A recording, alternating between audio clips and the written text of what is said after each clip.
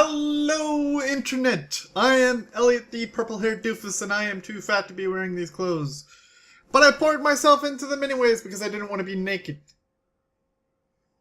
Okay, that was awkward. Welcome back to Ready Player One. Today we are discussing two chapters, 0020 and 0021. I should have warned you Friday that today was going to be about two different chapters, but I didn't. I apologize. I've been bad. But we are going to continue on anyways. Chapter 0020 is a lot of more exposition. It starts off by making me think that maybe I wasn't wrong about the next Jade key being in sports, because no one's found it yet. Wade seems to have exhausted all of his ideas. He then talks about creating a new planet, just specifically for him to live on, like his own little fortress of solitude inside of the Oasis, called Planet Falco. The only people allowed on Planet Falco are the ones that Wade allows to go there. And of course, he doesn't allow anyone to go there. It's kind of like his sanctuary. He can go there, he can sleep, not worry about if someone's going to kill him in the middle of the night while he's trying to sleep. Then it starts talking about how now that he's 18, he can start voting in elections. And it makes me think about how incredibly relatable this chapter is, because he starts talking about politics and how he never actually votes in the actual physical world elections. None of the candidates are worth voting for. I don't want to get political on this channel, I never do.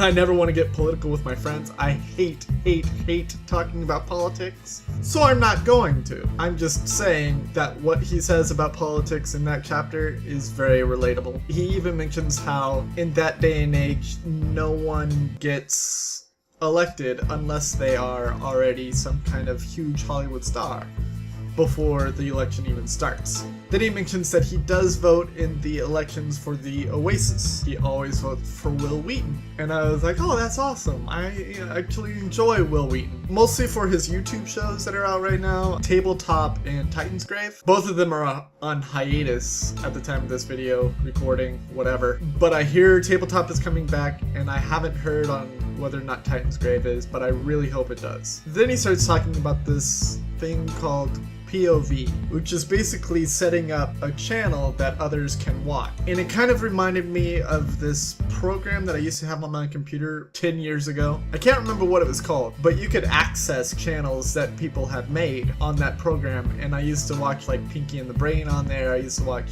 someone had like pirated episodes of Scrubs that they would just loop continuously forever on that channel. I was like, that's kind of amazing. And then it stops getting about exposition and starts getting into the relationship stuff. How Artemis had cut him off completely from talking to her, from contacting her. And he starts talking about all these things that he's doing, trying to win her back. Thinking to myself, dude, just stop.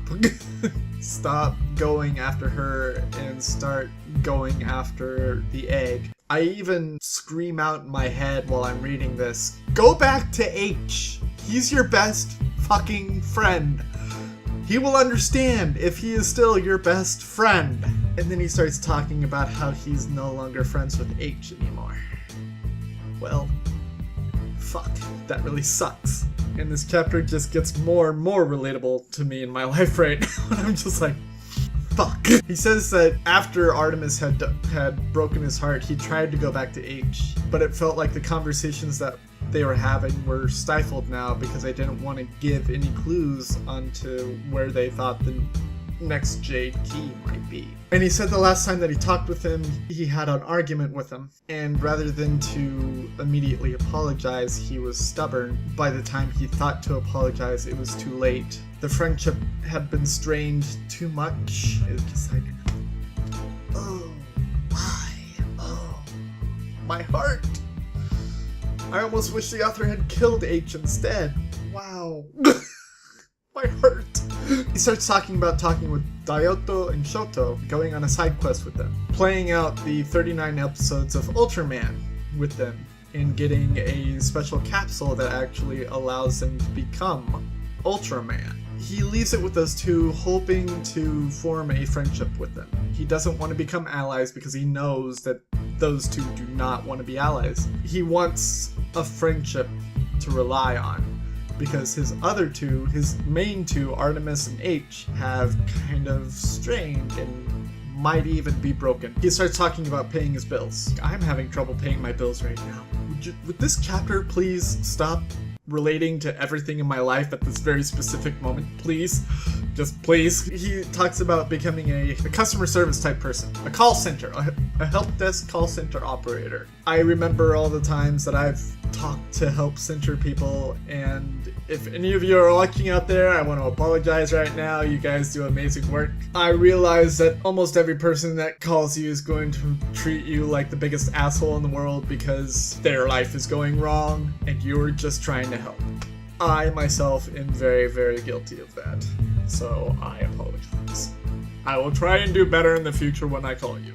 The chapter ends with Artemis actually finding the Jade Key. Chapter 0021 begins with exposition about auctions for special items that are found on Oasis. He talks about this bomb that was found and was sold for over 1 million credits. And basically the bomb, when detonated, kills everyone in the area, including the person that detonated it. And there's no way that you can stop that bomb from killing you. There's nothing you can collect. It just immediately kills everyone. And Wade talks about how the Sixers probably bought it up. And Wade talks about this object called Findoro's Tablet of Finding, which he knows for a fact the Sixers bought in an auction. They want it because Sorrento basically sniped them. Those last few moments of the auction going, Sorrento says, "I will buy it right now for 2 times the highest bid." They used the tablet to find out that Artemis was in Sector 7 when her score got bumped up. And Wade just kind of stares at that scoreboard and beats himself up, really, mentally. He starts talking to him like, "You're such a dumbass. Why did you ever actually go after that girl? You should have been going for the egg the entire time. You let yourself slip." I feel so bad for him because I would have done the same thing. I would have gone after the girl and then I would have beat myself up. I now realize being on the outside looking in, that's not healthy. You can't do that to yourself. My life tip, you're going to make mistakes. Don't hurt yourself over them. And then he concentrates on the small poem that was supposed to lead him to the Jade Key. And he's thinking about those last 2 lines about the trophies, about how you can't blow the whistle unless you find the trophies. And then he thinks about how Halliday actually has trophies for the awards that he won for building the Oasis in the first place, and how those trophies were recreated on a planet in Sector 7. The planet's called Arcade. Apparently it has this room that has all of the trophies in it. The chapter ends with them describing Wade's new transportation system for getting around in the Oasis. And he starts talking about how he has a Firefly class ship called the Vonnegut. That's awesome. It pretty much ends with him taking off to the planet in the hopes that he gets there before the Sixers block off the area, keep anyone from getting in. I'm going to let you know right now that tomorrow is going to be another 2 chapters. Just be warned. Since I forgot to do it on Friday, I'm warning you now. Tomorrow is going to be 2 chapters. Since this chapter was more about how Wade built another friendship after his other 2 had kind of been broken, my question to you is, how do you make new friends? What kind of strategies do you have for making new friends? And my question last week, or last Friday, 2 days ago, what do you do to get yourself out of your apartment? If you follow my Instagram, you already know. The way that I get out of my apartment is I go to the movies, because I love movies. I love going to the movies.